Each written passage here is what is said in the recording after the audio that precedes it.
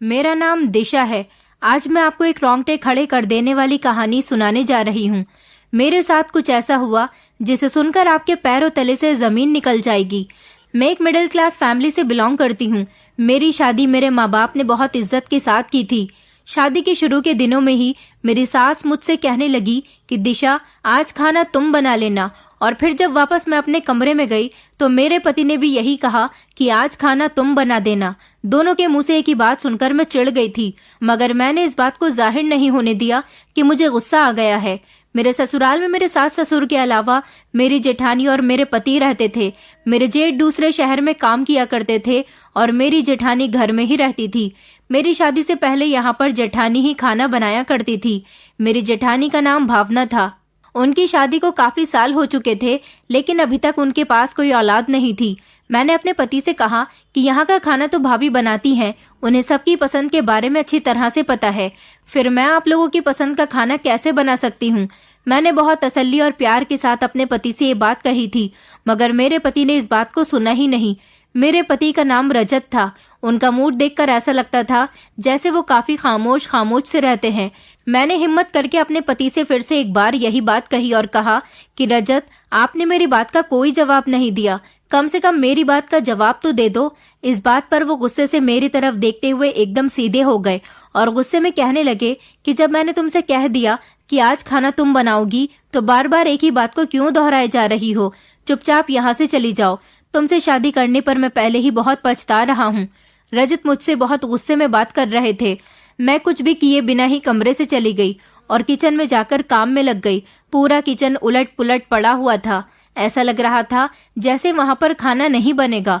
मैंने दाल पकाने के लिए चूल्हे पर रख दी और रोटियां बनाने लगी। साथ साथ मेरी आंखों से आंसू भी निकल रहे थे। कितना अरमान था मुझसे शादी करने का, मगर शादी करने के बाद मेरी किस्मत ऐसी निकलेगी मुझे नहीं पता था। मेरे माँ बाप ने मेरे साथ बड़ा जुल्म किया जो मुझ जैसी पढ़ी लिखी लड़की की शादी एक ऐसे परिवार में कर दी।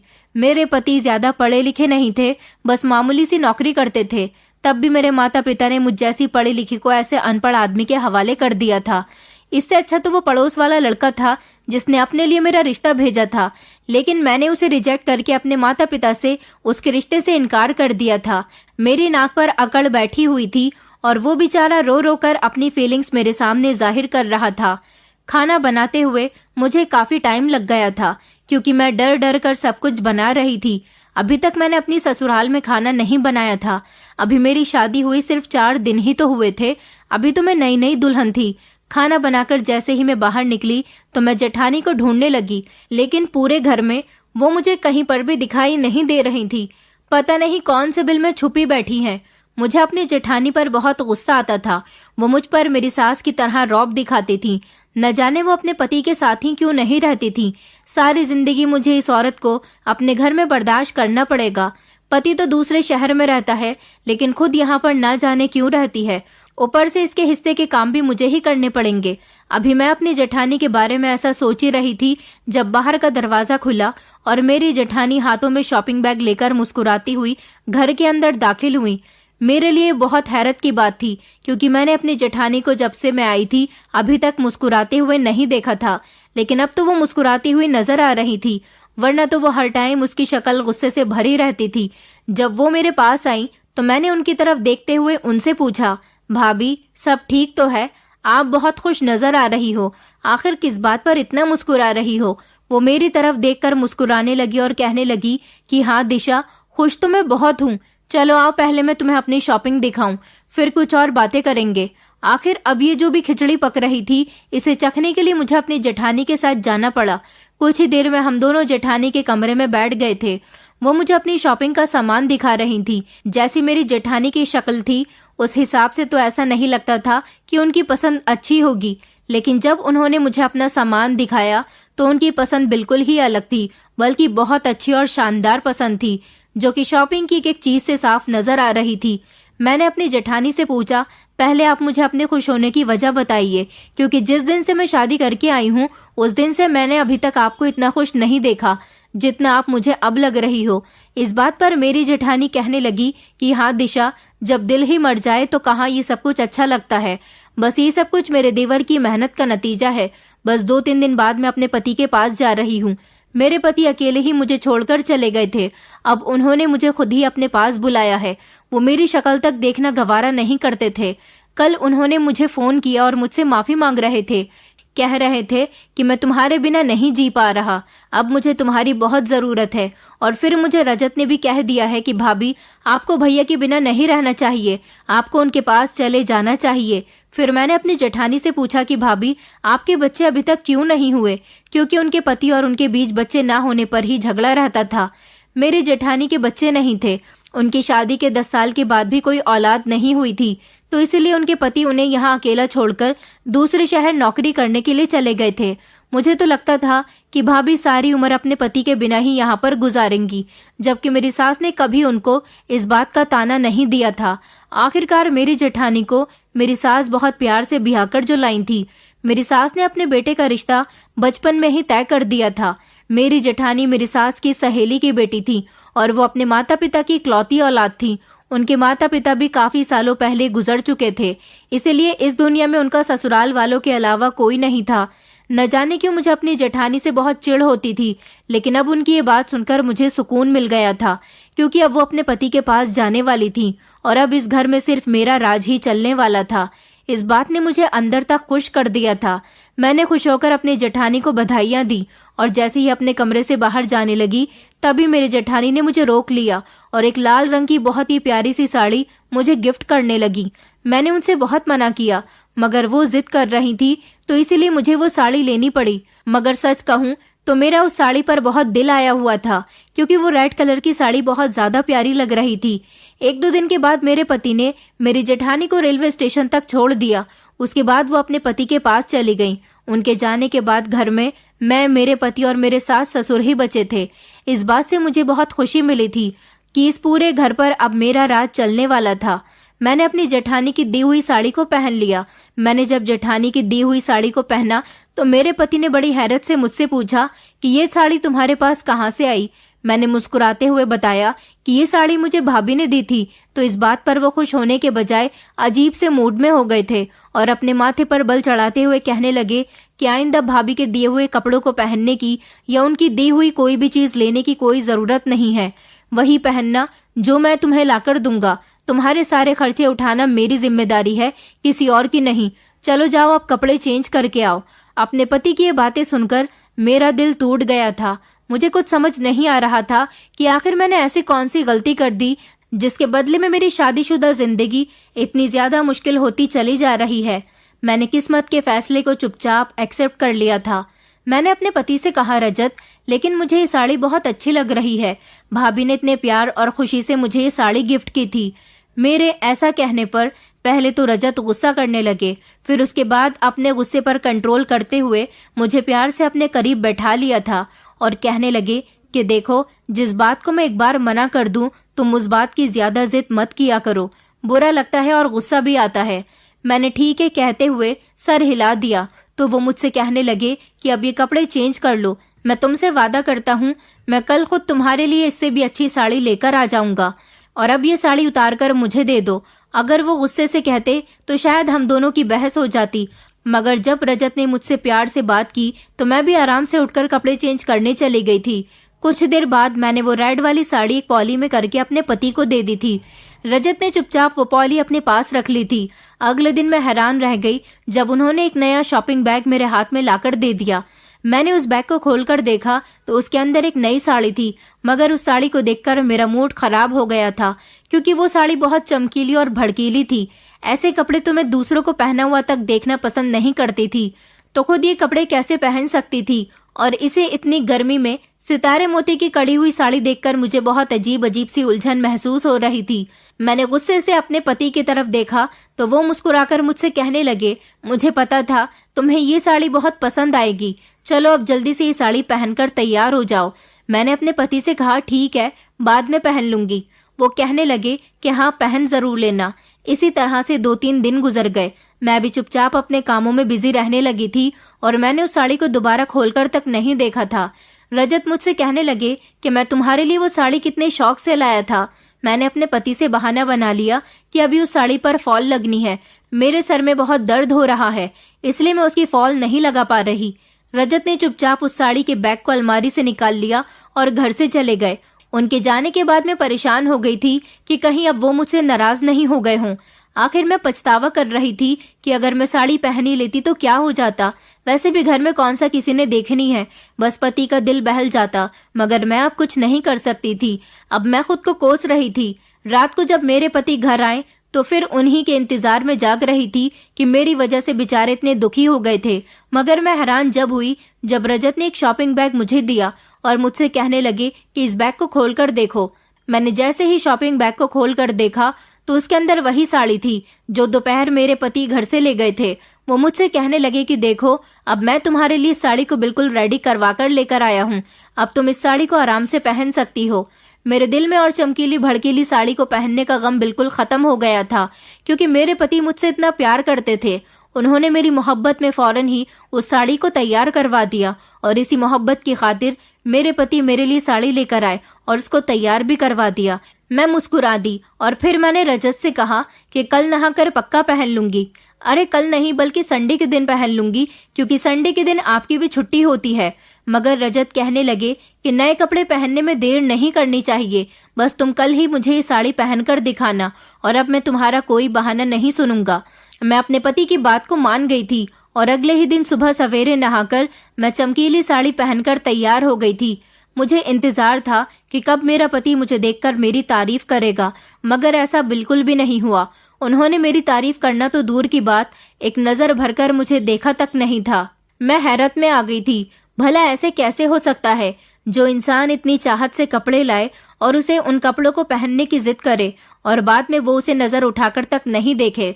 मैंने सारा दिन ये बात बर्दाश्त की, मगर फिर जब मेरे पति ने मुझे कोई जवाब नहीं दिया तो मैं खुद ही उनके सामने जाकर खड़ी हो गई थी और पूछा कि मैं कैसी लग रही हूँ इस नई साड़ी में।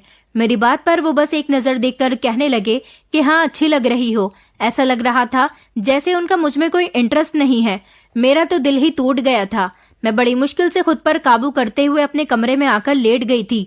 मुझे रो रो कर शादी से पहले वाली अपनी जिंदगी याद आ रही थी, जहाँ पर मुझे इस तरह की कोई भी परेशानी नहीं थी। वहाँ सिर्फ मेरे कुछ हसीन सपने थे, मगर मैं नहीं जानती थी कि इन सपनों की हकीकत रजत जैसी होगी। मेरे माता पिता ने हमेशा ही मुझे सहारा दिया था। मेरे पिता एक कंपनी में काम किया करते थे और मैं उनकी इकलौती बेटी थी, तो खर्च की इतनी परेशानी नहीं थी। मेरे पिता की आमदनी भी बहुत अच्छी थी, तो इसीलिए मेरे पिताजी ने हमेशा ही मुझे इंग्लिश मीडियम स्कूल में पढ़ाया था। अगर मैं उन्हें कहती कि मुझे किसी दूसरे स्कूल में एडमिशन करवा दो तो वो दोनों फौरन ही मेरी बात मान जाते थे। अच्छे स्कूल में पढ़ने के बाद उन्होंने मुझे अच्छे कॉलेज में भी एडमिशन दिलवाया था और फिर बाद में अच्छी यूनिवर्सिटी में मैंने फैशन डिजाइनिंग का कोर्स किया हुआ था, तो इसीलिए मुझे दुनिया के हर फैशन का एक्सपीरियंस अच्छी तरह से था। मैं अगर साड़ी भी पहनती थी तो बहुत स्टाइल के साथ पहनती थी, मगर मैंने कभी हद से बढ़कर फैशन नहीं किया था। वहीं मेरी यूनिवर्सिटी में एक लड़का मुझे बहुत पसंद करता था। वो मेरे पड़ोस में ही रहता था और मेरी ही यूनिवर्सिटी में पढ़ाई करता था। मैं उसे बिल्कुल पसंद नहीं करती थी, लेकिन वो बेचारा हमेशा अपने प्यार का इजहार करता रहता था। मैं उसके सामने हमेशा नखरे दिखाती रहती थी। उसने मुझे कई बार प्रपोज किया, मगर मैं हमेशा ही उसे डांट दिया करती थी। यहाँ तक कि उस लड़के ने मेरे लिए रिश्ता भी भेजा था। जब उसने मेरे लिए रिश्ता भेजा था तो मुझे इस बात का पूरा यकीन था कि मेरे पिता इस रिश्ते के लिए फौरन ही मान जाएंगे। मेरे पिता ने उस लड़की के रिश्ते पर ज्यादा ध्यान ही नहीं दिया था और न ही मुझसे उसके बारे में कुछ पूछा था। मैं बहुत बेचैन हो रही थी कि मेरे पिता ने क्यों अभी तक कोई जवाब नहीं दिया। फिर बाद में मैंने उनसे खुद ही पूछ लिया था कि पड़ोस में रहने वाले शर्मा अंकल का बेटा, उसने मेरे लिए रिश्ता भेजा था। फिर क्या सोचा आपने उसके बारे में? मेरे पिता ने मुझे ऐसी नजर से देखा कि मुझे शर्मिंदगी होने लगी और मुझसे कहने लगे कि क्या तुम्हारे कहने पर उस लड़के ने रिश्ता घर भेजा था? पिताजी की इस एक बात ने मुझे अंदर से घायल कर दिया था। ऐसा कुछ नहीं था, लेकिन मेरे माता पिता मुझे गलत समझ रहे थे। इस बात में मेरे माता पिता के सामने मेरी इमेज खराब कर दी थी। मैंने इनकार कर दिया और कहा कि नहीं पिताजी, मुझे उससे ऐसी कोई उम्मीद नहीं थी। वो मुझसे शादी करना चाहता है, वो ऐसा कह रहा था, तो बस मैंने उससे कह दिया कि अगर हिम्मत है तो मेरे घर रिश्ता भेज कर दिखाओ। इसलिए उसने हमारे घर रिश्ता भेज दिया। ये बात सुनकर मेरे पिताजी के चेहरे के एक्सप्रेशन बदल गए थे। मेरे पिताजी ने मेरे सर पर प्यार से हाथ रखा और कहने लगे कि मुझे पता था मेरी बेटी कभी भी ऐसा नहीं कर सकती। वो तो अपने माँ बाप की इज्जत का हमेशा ख्याल रखती है। चलो जवाब दे देंगे। जो भी हुआ फिलहाल मुझे सोचने के लिए टाइम चाहिए। मैं खामोशी से वहां से उठकर आ गई थी, मगर मेरे दिल में यही ख्याल चल रहा था कि वो बेचारा मेरे लिए कितनी मशक्कत कर रहा है। अब अगर मेरे माता पिता मान जाएंगे तो मैं उससे शादी कर लूंगी। भले ही मैं उसे पसंद नहीं करती थी, लेकिन मुझे उसकी ये हिम्मत बहुत पसंद आई थी कि उसने मेरे एक बार के चैलेंज देने पर ही मेरे घर रिश्ता भेज दिया था। इसका मतलब वो मेरे लिए कुछ भी कर सकता था। अगले दिन उस लड़के ने मुझे बताया कि तुम्हारे पेरेंट्स हम दोनों की शादी के लिए राजी होते हुए लग रहे हैं। देख लेना, वो दोनों जल्दी हमारी शादी के लिए मान जाएंगे। मैं तो वैसे भी अपनी पढ़ाई में बिजी थी, इसलिए मुझे उस पर कम ही ध्यान देना पड़ रहा था। एक दिन वो मेरे पास आया और मुझसे कहने लगा, क्या हुआ, तुम्हारे पेरेंट्स ने हमारे रिश्ते के बारे में क्या सोचा? मैंने उसे उलझन में डाल दिया और कहा कि देखो, अब तुम्हारी किस्मत शायद चमक ही जाए। ये सुनते ही वो बहुत खुश हो गया था और खूब जोर जोर से हंसने लगा और मैं शर्माती हुई उसके पास से चली गई थी। वो पूरा दिन मेरा बहुत अच्छा गुजरा था, मगर जब घर पहुंची तो मेरी सारी खुशी बेकार रह गई थी। मेरी माँ ने मुझे बताया कि मेरे पिता अपने दोस्त के घर गए हुए हैं, जबकि मैं चाहती थी कि मेरे पिताजी जल्द से जल्द उस रिश्ते के लिए हाँ कर दें। पिताजी शाम के टाइम जब अपने दोस्त के घर से वापस आए तो वापसी पर उनके साथ एक और आदमी और उनका बेटा भी था। पिताजी ने हम दोनों माँ बेटी को उनसे मिलवाने के बाद माँ से कुछ अकेले में बात करने के लिए चले गए। मैंने देखा कि मेरी माँ और पिताजी आपस में कुछ बातें कर रहे थे, लेकिन मेरी माँ इनकार करते हुए बार बार अपना सर हिलाए जा रही थी, जैसे वो किसी बात के लिए मना कर रही हो। और कुछ देर के बाद जब उन दोनों की बात पूरी हो गई तो मेरे पिताजी ने मुझे अकेले में बात करने के लिए बुलाया और मुझसे पूछा कि दिशा बेटी, अगर मैं तुम्हारी जिंदगी का कोई फैसला करूंगा तो वो तुम्हें स्वीकार करना पड़ेगा। इस बात पर मेरा दिल जोर जोर से धड़कने लगा था। न जाने मेरे पिताजी मेरी जिंदगी का ऐसा कौन सा अहम फैसला करने जा रहे थे। अगर मुझे पता होता कि वो फैसला रजत के साथ शादी की हालत में मेरे सामने आ जाएगा तो मैं कभी भी इस शादी के लिए राजी न होती। वैसे भी शुरू शुरू में तो सब अच्छे ही होते हैं, शादी के बाद ही पता चलता है कि कौन कैसा होता है। उस टाइम मुझे अंदाजा नहीं था कि मैं फैशनेबल और पढ़ी लिखी होने के बावजूद भी मैं अपने माता पिता को इनकार कर सकती थी। मैंने उस टाइम अपने पिता की बात मान ली थी और अपने पिता के फैसले को मंजूरी दे दी थी। जब मुझे एक और झटका लगा कि जब मेरे पिता ने मुझे बताया कि तुम्हारी शादी 1 घंटे बाद ही मंदिर में हो रही है। ये सुनकर तो मेरे पैरों तले से जमीन निकल गई थी। न जाने मेरे माता पिता को मेरी शादी की इतनी जल्दी क्यों थी। अगर मुझे इस रिश्ते के लिए तैयार ही कर लिया था तो शादी करने में इतनी जल्दबाजी किस बात की थी। मेरे पिता अपने दोस्त के बेटे से मेरी शादी करना चाहते थे और 2 घंटे के बाद ही मेरा उसके साथ मंदिर में शादी करने का प्रोग्राम फिक्स हो गया था। मैंने अपनी इस जल्दबाजी की शादी पर एक्शन उठाना चाहा, लेकिन मेरे कुछ भी कहने का मेरे पिता पर कोई असर नहीं हुआ। जबकि मेरी माँ मेरी बात को समझ रही थी, मगर वो बेचारी मुझे तसल्ली देने के अलावा और कुछ नहीं कर सकती थी। लेकिन शादी से पहले मैंने एक सवाल अपने पिता से जरूर किया था कि आखिर ऐसी कौन सी आफत आ गई है कि आप अपनी पढ़ी लिखी बेटी को इस गवार आदमी के हाथों में सौंप रहे हो। जिस पर मेरे पिता कहने लगे कि मैं चाहता हूँ कि मेरी बेटी ऐश करे। मेरे लिए पढ़ा लिखा होना जरूरी नहीं है, बल्कि इंसान का अमीर होना बहुत जरूरी है। इन दोनों भाइयों का अच्छा काम है और इनके पास जमीन जायदाद बहुत कुछ है। ऊपर से मेरी इस दोस्त का मुझ पर बहुत एहसान रहा है। मेरे पिता के मरने के बाद इसने मुझे अपना भाई बनाकर मेरी हर जरूरत का ख्याल रखा था। बस मेरे दोस्त ने तुम्हें अपने बेटे के लिए पसंद कर लिया है, इसलिए मैं इस रिश्ते से अपने दोस्त को इनकार भी नहीं कर सकता। मुझे पता है कि मेरी बेटी अपने पिता का हर फैसला अपनी सराखों पर रखती है, इसलिए मेरी बेटी कभी भी मेरी बात को टाल नहीं सकती। रही पढ़ाई लिखाई की बात, तो वो इतना भी जाहिल नहीं है जितना तुम उसे समझ रही हो। बाकी अब यही तुम्हारा भाग्य है। बेटी, जितना जल्दी हो सके इसे एक्सेप्ट कर लो।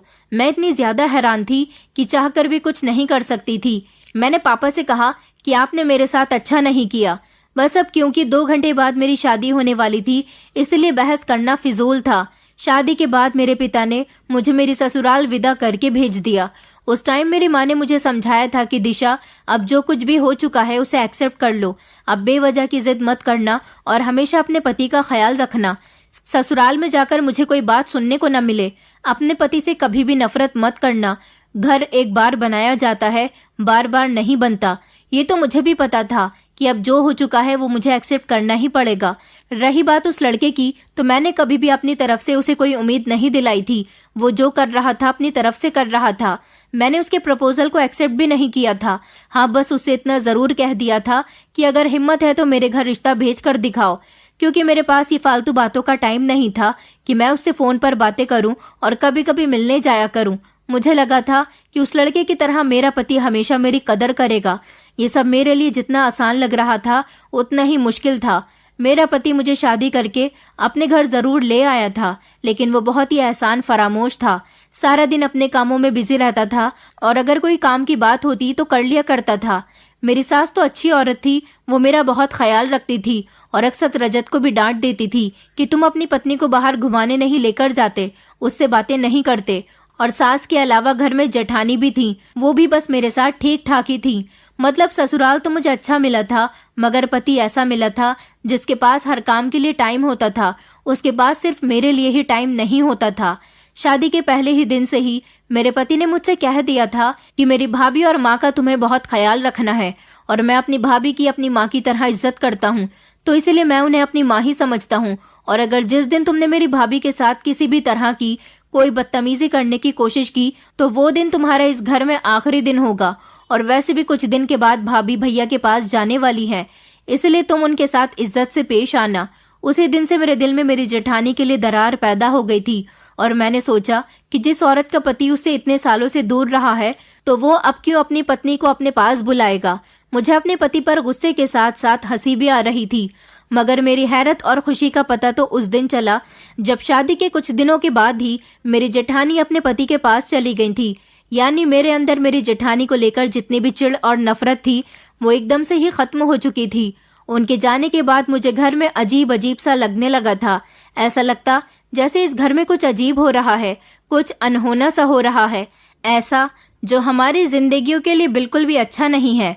मेरे अंदर बचपन से ही आदत थी कि अगर मेरे साथ कुछ बुरा होने वाला होता या मेरे आसपास कुछ ऐसा हो रहा होता जो ठीक नहीं है, मुझे उसका अंदेशा पहले से ही होने लगता था।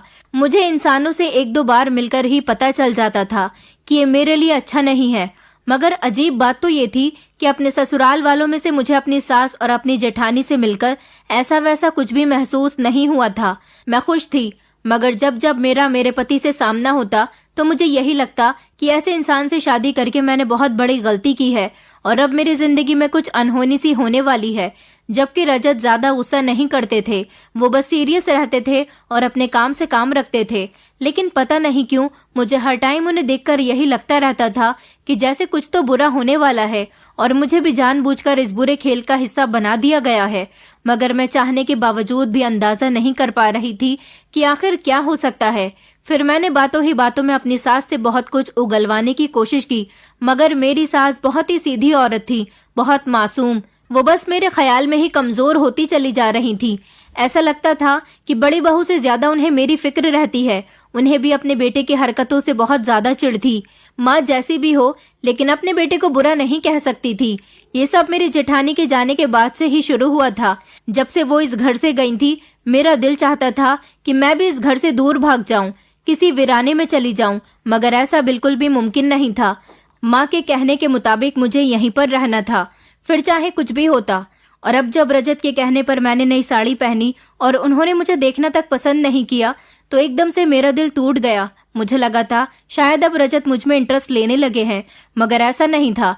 मैंने कमरे में आकर अपने कपड़े चेंज कर लिए थे, मगर रजत को इससे भी कोई फर्क नहीं पड़ा था। मैं भी सैड हो गई थी और मैंने समझौता कर लिया था कि यही अब मेरी जिंदगी है और मुझे इसी तरह से गुजारनी है। मगर हैरत की बात तो ये, क्योंकि अगले ही दिन मेरे पति फिर मेरे लिए एक नई साड़ी लेकर आए जो कि पहले की जैसे ही भड़कीली और चमकीली थी। मैंने हैरत से अपने पति से पूछा कि आप ये क्यों लेकर आए हो, तो वो कहने लगे कि बस मेरा दिल करता है कि अपनी पत्नी को बना सवरा देखूं। मैंने अपने पति से उन्हीं की शिकायत की कि पहले भी जब मैंने आपके कहने पर नई साड़ी पहनी थी तो आपने मुझे देखना तक पसंद नहीं किया था, फिर अब क्या हुआ। इस पर वो मुस्कुराते हुए कहने लगे कि वैसे ही तंग कर रहा था तुम्हें, चलो कल अच्छी तरह से तैयार रहना। मैं भी खुश हो गई थी और दूसरे दिन फ्रेश होकर नई साड़ी पहन ली। पिछली बार की तरह इस बार भी मैं दिल लगाकर तैयार हुई थी, मगर जब कपड़े पहने तो उनमें से न जाने किस तरह की गंदी गंदी बदबू आ रही थी। मैंने कपड़ों को गौर से देखा तो ऐसा लग रहा था जैसे वो किसी की उतरन थे। मुझे उस साड़ी से बहुत घिन महसूस हो रही थी। मैंने अपने पति से कहा कि ये कैसे कपड़े उठाकर लाए हो, तो मेरे पति हिचकिचाते हुए मुझसे कहने लगे कि ये साड़ी मैं किसी बड़े मॉल से नहीं बल्कि एक छोटी सी दुकान से ही लेकर आया हूँ। दुकान पर तो ऐसे ही कपड़े मिलते हैं और ये जो तुम बदबू की बात कर रही हो सकता है तुम्हें वो बदबू कहीं और से आ रही हो।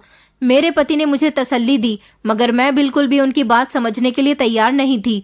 रजत कहने लगे कि क्या तुम मेरी ख्वाहिश पूरी नहीं कर सकती हो? मैंने चुपचाप वो साड़ी पहन ली। इस बार रजत ने मेरी तारीफ भी की। मुझे बिल्कुल भी अच्छा नहीं लग रहा था। बार बार इस साड़ी से मुझे इरिटेशन फील हो रही थी। अब हर संडे मेरा पति ऐसा ही करने लगा था। हर संडे के दिन वो मुझे एक चमकीली सी साड़ी लाकर देते थे और उसको पहनने के लिए कहते थे, जो मुझे पहननी पड़ती थी। अपने पति के कहने की खातिर मुझे हर वो काम करना पड़ता था जो मेरे पति मुझसे कहते थे। लेकिन एक दिन कुछ अजीब सा हुआ। मेरे पति ने मुझे एक बहुत खूबसूरत लहंगा लाकर दिया।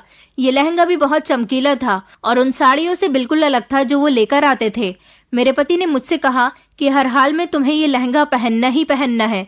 मैंने उनसे हैरानी से पूछा कि आखिर ऐसा क्यों? मैंने अपने पति से कहा कि साड़ी पहनना एक अलग बात है, लेकिन ये लहंगा मैं बेवजह ऐसे घर में नहीं पहन सकती। किसी अच्छे मौके पर मैं लहंगा पहन लूंगी। मगर मेरे पति कहने लगे कि तुम बिन मौके के नहीं पहन सकती, लेकिन मेरी खातिर कल तुम्हें पहनना ही पड़ेगा। बस कल वादा करो कि तुम ये लहंगा पहनोगी, फिर मैं तुम्हें एक बात बताऊंगा। मेरे पति ने मुझे उलझन में डाल दिया था। मैंने अपने पति से वादा कर लिया कि चाहे कुछ भी हो जाए, मैं हर हाल में कल यही लहंगा पहनूंगी। उसके बाद मेरे पति अफसोस में आकर कहने लगे कि दिशा, मुझे माफ कर देना। आज तक मैंने तुम्हारे साथ जो कुछ भी किया, मैंने तुम्हारे साथ बहुत गलत किया है। मैंने अपने पति से कहा कि आप ये क्या कह रहे हैं? रजत कहने लगे, क्योंकि कल मैं मर जाऊंगा, इसलिए तुम्हारी तरफ से मुझे बहुत अफसोस हो रहा है और मैं तुमसे पहले ही माफी मांग कर जाना चाहता हूँ। मुझे लगा मेरे पति मजाक कर रहे हैं। आखिर ऐसा कैसे हो सकता है कि अपनी मौत के बारे में इंसान को पहले ही पता चल जाए? मैंने अपने पति से कहा कि आप मजाक तो अच्छा कर लिया करो, और ये कहकर मैं वहां से चली गई थी। एक तरह से मैंने अपने पति के सामने अपनी नाराजगी का इजहार भी कर दिया था। उसके थोड़ी देर के बाद मेरे पति ने ना मुझे बुलाया और ना ही मुझे मनाने की कोशिश की। उस समय मैं भी अपने कमरे में लेटी हुई रोती रही और ना जाने कब रोते रोते मैं सो गई, मुझे पता ही नहीं चला। मगर मेरी जेठानी की आवाज से मेरी आंख खुल गई। मैंने देखा कि मेरी जेठानी और मेरी नंद आपस में खड़ी हुई गले मिलकर खूब जोर जोर से रो रही हैं। और जब मैंने अपने पति की तरफ देखा तो वो न जाने रात के किस टाइम पर इस दुनिया को छोड़कर चले जा चुके थे। ये देखकर मेरे पैरों तले से जमीन निकल गई थी और मैं खुद पर काबू नहीं रख पाई। बेशक मुझे अपने पति से मोहब्बत नहीं थी, मगर वो मेरे पति थे, मेरे हमसफर थे, जिनके घर में मुझे सहारा मिला था। ऊपर से रात को उन्होंने मुझसे जो कुछ भी कहा था वो दोबारा से मेरे दिमाग में आने लगा था। आखिर ऐसे कैसे कोई मर सकता है जिसे पहले से ही अपनी मौत के बारे में पता हो? बस यही बात बार बार मेरे दिमाग में घूम रही थी और मैं चाहकर भी इस बात को अपने दिमाग से नहीं निकाल पा रही थी। इस टाइम मेरे दिमाग में मेरे पति की आखिरी ख्वाहिश आई तो मैंने वही लहंगा पहन लिया और दुल्हन बनकर तैयार हो गई। मगर मेरे दुल्हन बनने की देर थी कि औरतों ने मुझे ताने मारना शुरू कर दिया था। मेरे मौत के पति के बारे में सुनकर घर में सारे लोग इकट्ठे हो गए थे और अपने पति की अर्थी के सामने मैं दुल्हन बनी बैठी थी। मेरी सास और जेठानी भी मुझे बहुत बुरा भला कह रही थी, मुझे कोस रही थी। उन दोनों ने मुझे घर से निकाल दिया। मेरी जेठानी मुझसे कहने लगी कि तुम यही चाहती थी कि मेरा देवर मर जाए और तुम्हें आजादी मिल जाए। देखो अब मेरा देवर मर गया है, अब तुम यहाँ क्यों बैठी हो? दुल्हन बनी हो तो बाहर जाकर अपने शौक पूरे करो। उनकी बातें सुनकर मैं हैरान रह गई थी और खामोशी से उनकी बातें सुन रही थी, मगर मेरे पास एक बात का भी जवाब नहीं था। मैं घर से निकल गई। जैसे ही घर से निकली और थोड़ी दूर जाकर मुझे अपने लहंगे में कुछ चुभता हुआ महसूस होने लगा था। मैंने जब देखा कि आखिर क्या चुभ रहा है तो मेरी जान निकल गई और वापस मैं पलटी ताकि जल्द से जल्द जाकर अपनी सास को अपनी जेठानी की हकीकत बता सकूं। तभी अचानक एक कार मेरे सामने आई और मुझे टक्कर मारकर चली गई, जिससे मैं जमीन पर पेट के बल गिर गई। सड़क के लोग ही मुझे उठाकर डॉक्टर के यहाँ ले गए थे। डॉक्टर ने जब मेरा चेकअप किया तो मुझे ज्यादा चोट तो नहीं आई थी, मगर डॉक्टर ने खबर सुनाई जिसे सुनकर मेरी दुनिया ही बदल गई थी। डॉक्टर ने बताया कि मैं प्रेग्नेंट थी और गिरने की वजह से मेरे पेट में बुरी तरह से चोट लग गई, जिससे मेरा मिसकैरेज हो गया। लेकिन अभी इस टाइम पर रोने के बजाय मुझे घर जाकर अपनी जेठानी की हकीकत बतानी थी। जब मैं घर पहुंची तो मेरे पति की अर्थी को लोग उठा रहे थे। मैंने उन्हें मना कर दिया और अपनी जेठानी से कहा कि मेरे पति की जान तुम्हारी वजह से गई है। वो हैरानी से कहने लगी कि मुझ पर इतना बड़ा इल्जाम क्यों लगा रही हो। फिर मैंने उनके सामने वो कागज निकाला जो लहंगे में खुफिया तौर पर छुपाया गया था।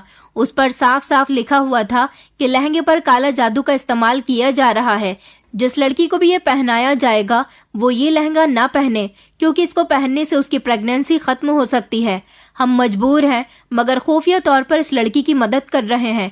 ये लहंगा मेरे पति ने मेरे लिए बनवाया था ताकि वो मेरी प्रेगनेंसी को खत्म करवा सकें और मेरे बच्चे को अपनी भाभी की गोद में डाल सकें। काले जादू से अपने पत्नी का बच्चा किसी और की कोख में डलवाना इतना ज्यादा मुसीबत भरा काम था कि इसमें किसी की जान भी जा सकती थी। ये सुनकर मेरी जेठानी फूट फूट कर रोने लगी, क्योंकि मेरे पति अपने भैया भाभी से बहुत प्यार करते थे और उनको कभी भी दुखी नहीं देखना चाहते थे। उनके भैया भाभी में औलाद की वजह से हमेशा आपस में लड़ाई झगड़े रहा करते थे। इसलिए उन्होंने मुझे और अपने आप को इस चीज का शिकार बनाकर अपने भैया भाभी की मदद करने की कोशिश की थी। वो अपने भैया भाभी से बहुत प्यार किया करते थे, उनसे बर्दाश्त नहीं हुआ, इसलिए उन्होंने अपने बच्चे को काला जादू का निशाना बनाया और उनको अपनी भाभी की कोख में डलवा दिया। साथ ही साथ अपनी जान से भी हाथ धो बैठे। मेरे पति अपने भैया भाभी की वजह से इन कामों में पड़ गए थे। उनकी मौत काले जादू की वजह से हुई थी, लेकिन मेरा मिसकैरेज होना एक हादसा था। बच्चा तो खत्म हो चुका था, मगर अब सब कुछ बदल चुका था। मेरे पति ने अपनी जान गंवा दी थी और मेरे बच्चे की भी जान चली गई थी। अब मैं उस घर को छोड़कर चली आई हूँ, क्योंकि मेरे पति ने कभी भी मेरे बारे में नहीं सोचा। हमेशा ही उन्हें अपनी भाभी की फिक्र रहती थी। इस काले जादू की वजह से मेरे पति की जान जा चुकी थी। इसलिए मैं आप लोगों से हाथ जोड़कर विनती करती हूँ कि ईश्वर की देन के साथ कोई भी छेड़छाड़ ना किया करें। वो जो करता है टाइम पर करता है, समय पर किया हुआ काम हमेशा अच्छा रहता है। इसलिए अपनी तरफ से काले जादू जैसी चीजों का इस्तेमाल करके अपनी जिंदगी को दांव पर ना लगाएं। दोस्तों, उम्मीद करती हूँ आपको हमारी कहानी पसंद आई होगी। कहानी पसंद आई है तो वीडियो को लाइक करें, चैनल पर नए हैं तो चैनल को सब्सक्राइब करें और हाँ, नोटिफिकेशन बेल को जरूर दबाएं ताकि अगली अपडेट सबसे पहले आपको मिले।